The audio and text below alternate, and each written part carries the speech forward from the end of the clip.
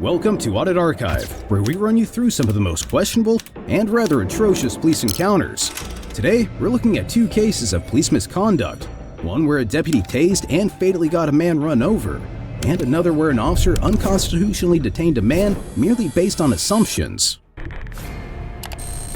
On February 18, 2023, in Larimer County, Colorado, Deputy Lorenzo Lujan conducted a traffic stop on Interstate 25 after witnessing someone drive a vehicle with an expired registration. The driver who was pulled over later identified himself as 28-year-old Jacob Todd Johns. Upon approaching the car, the officer interrogated Mr. Johns.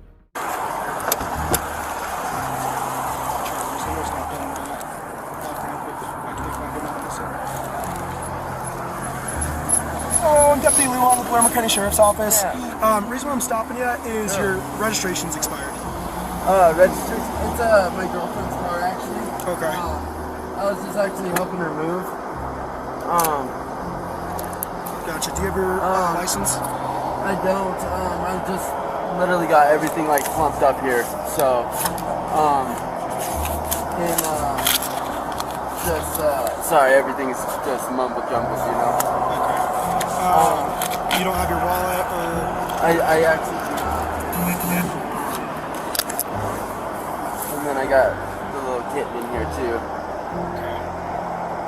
Can you take the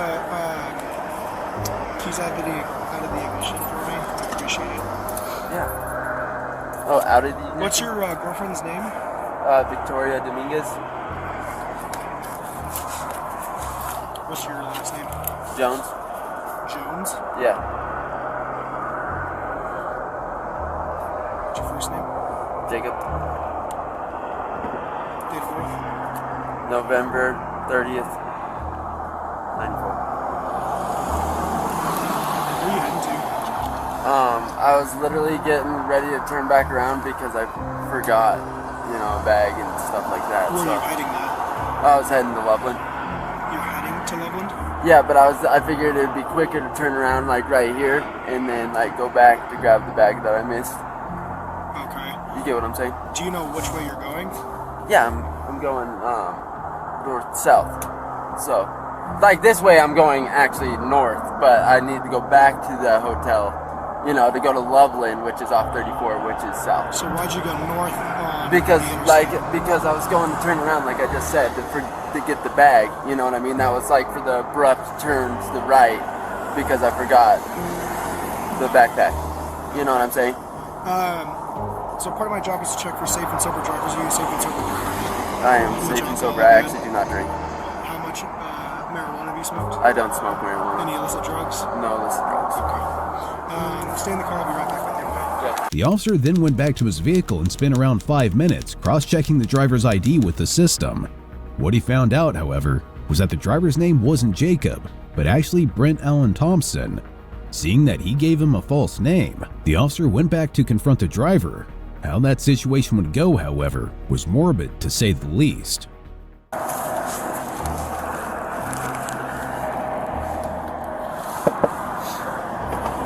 gotta roll down the window for me?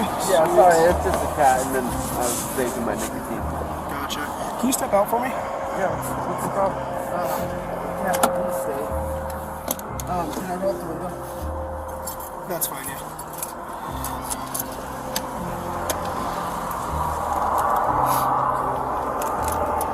Thank you. Don't keep your hands where I can see them. Yeah. Come back here. I'm gonna pat you down just to make sure you don't have any weapons on you, okay?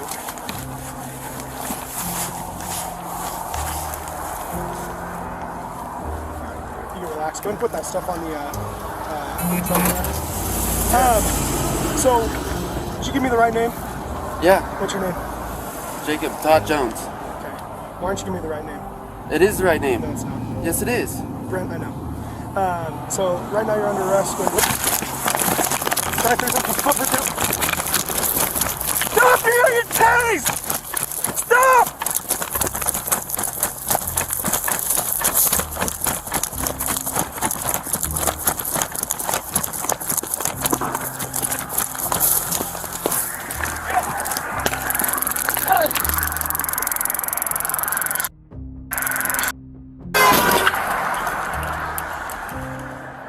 Tased and then run over by a car on the highway, Mr. Thompson fell unconscious. While some may argue that the use of a taser was justified, according to ACLU's taser policy, careful consideration should be given in deploying the taser on subjects who are in elevated positions or in other circumstances where a fall may cause substantial injury or death, i.e. subjects on rooftops, on stairs, or pregnant women. Considering that both individuals were on a highway, being tased and falling limp would put one in extreme danger of being run over by a vehicle. Due to the officer's carelessness, this is exactly what happened. Consequently, his actions would result in violating the use of force policy, which states, officers shall use only that amount of force that is objectively reasonable under the totality of the circumstances known to the officer at the time the force is used. Force may appear necessary at the time the force is used given the facts and circumstances provided by the officer at the time of the event to accomplish a legitimate law enforcement purpose.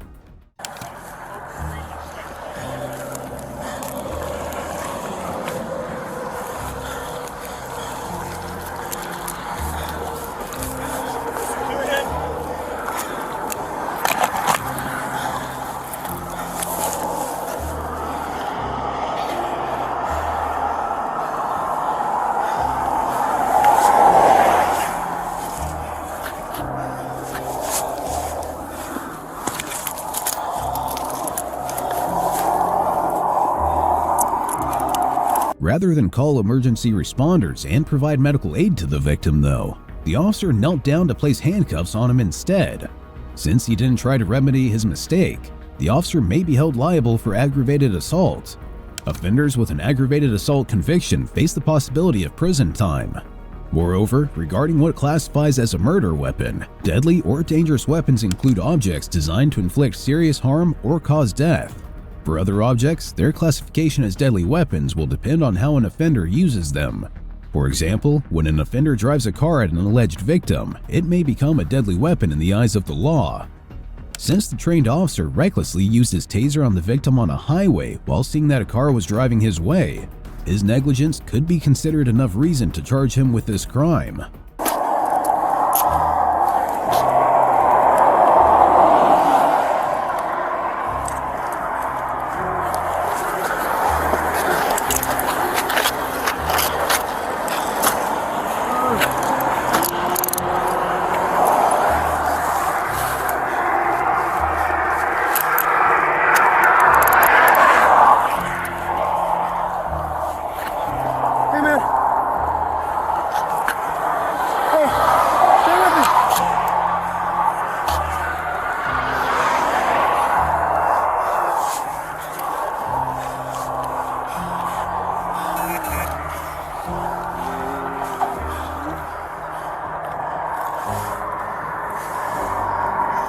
Dragging the victim face down on the asphalt, handcuffing him, and then failing to call emergency services. It was clear that the officer was inept in handling the situation as the life of the victim slipped away even further.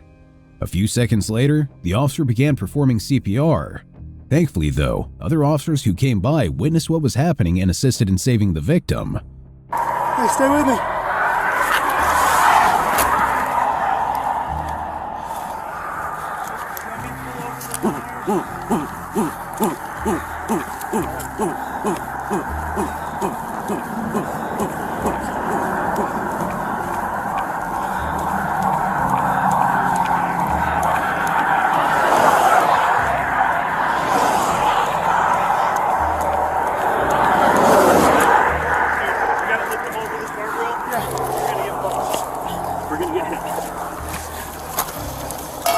Go over.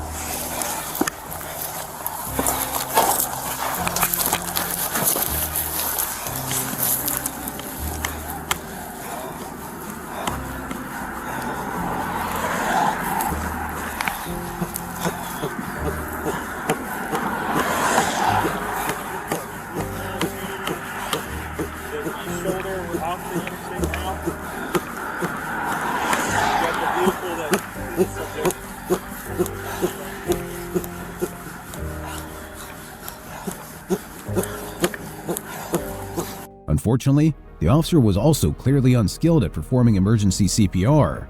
According to Medical News Today, the officer was supposed to compress their chest at a rate of at least 100 times per minute and let the chest rise fully between compressions.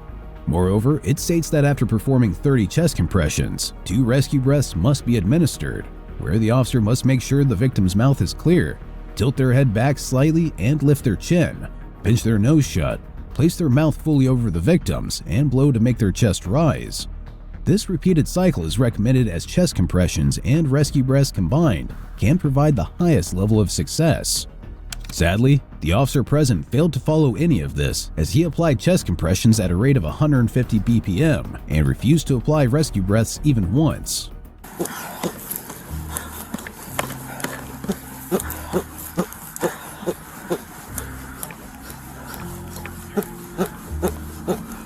me know when you need to tap out, bud. Okay.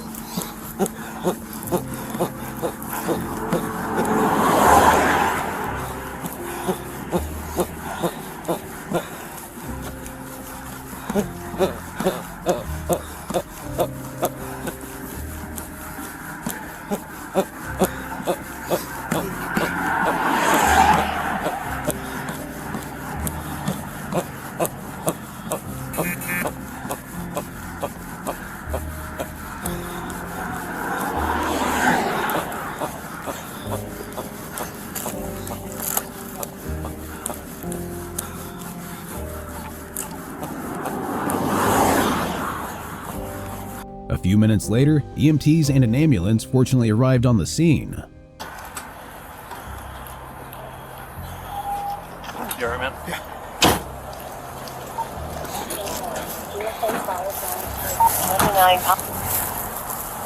Do we want a helicopter? No. There's agonal respirations. Let's just get the cot out.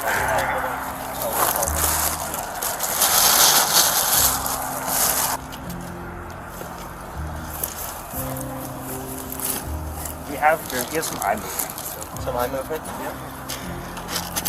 Porter, let me know if you want to switch out. Start backing. I don't feel a pulse, but nothing. Feel one, but just get it for you. Just loading. I'm going with viable. You alright? Yeah. I'm going to transport. 100%. There's taser wires somewhere over here. Taser wires, I see them. I think they broke off. He should still have good probes in him in his back.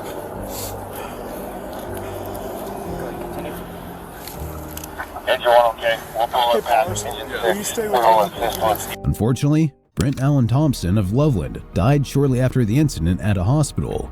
This meant that the arresting officer had effectively committed second-degree manslaughter, the penalties of which can include as much as 16 to 48 years in a Colorado prison, followed by 5 years mandatory parole, and a fine of $5,000 to $1 million. Regrettably, the Larimer County District Attorney's Office announced that no criminal charges will be brought against Deputy Lujan. After witnessing the incident, Mr. Thompson's family sued Deputy Lujan for an unspecified amount in Larimer County District Court. The Thompson family stated in their lawsuit that the officer used excessive force and is responsible for their son's unnecessary death. Despite this, Larimer County Sheriff John Fayen, after clearing Deputy Lujan of his charges, issued a statement saying deputies do not have the luxury of hindsight and unintended consequences are a tough reality. Unfortunately, as of the date of this recording, no further updates have been made to this case. Next up, on December 19, 2018, in Louisville, Kentucky, Louisville Metro Police Officer Stephen Roederer saw a vehicle operated by Marlo Brown failing to signal while changing lanes. Consequently, the officer pulled over Mr. Brown's vehicle and conducted a traffic stop. After briefly speaking with him, the officer went back to his vehicle and spoke with his partner. No, you're good, man. Like I said, minor traffic violation. There's a reason to be pulled over, though, okay? So just hang tight for a second, okay?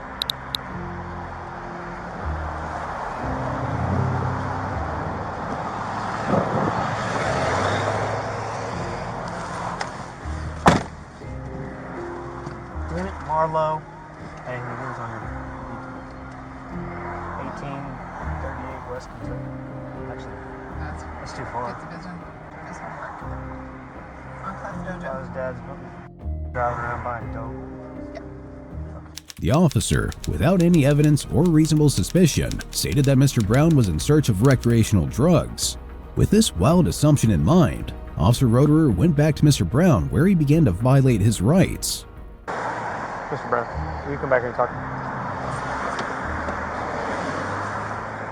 I'll make sure you don't do here, man. You can keep it there now. You don't have anything on you, dude? Handguns, rocket launchers, grenades, nothing crazy? No. Okay, man, I just gotta ask. That'll be good.